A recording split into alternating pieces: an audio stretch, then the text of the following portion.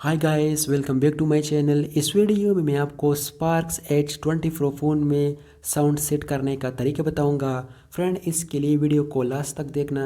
चलिए वीडियो को स्टार्ट करते हैं। Friends, sparks H20 Pro phone में साउंड सेट करने के लिए सबसे पहले आपने अपने फ़ोन में सेटिंग ओपन कर लेना है।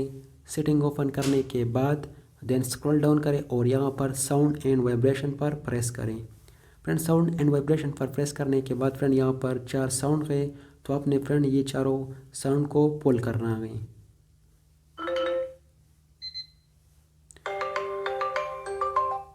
फ्रेंड, ये 4 साउंड पुल करने के बाद यहाँ पर मीडिया के कॉल के ring and notification sound volume के अलार्म, तो आपने पुल करना है।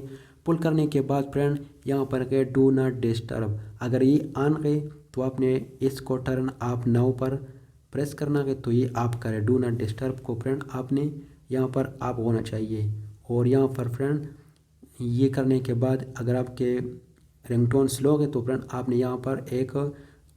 यहाँ पर फुल वॉल्यूम का रिंगटोन सेलेक्ट करना है जिसका वॉल्यूम ज़्यादा है।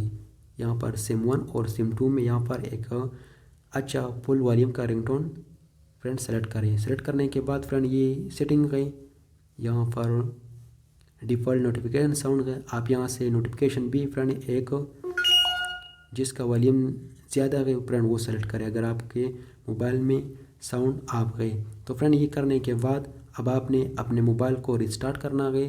जब आप अपना मोबाइल रिस्टार्ट करें तो फ्रेंड आपके मोबाइल में साउंड प्रॉब्लम सॉल्व हो जाएगी। फ्रेंड, आपने ये काम करना है। ये थी आज की वीडियो। अगर वीडियो अच्छी लगी हो तो वीडियो को लाइक करें, चैनल ज़रूर सब्सक्राइब करें। मिलते हैं नेक्स्ट वीडियो में। Thanks for watching.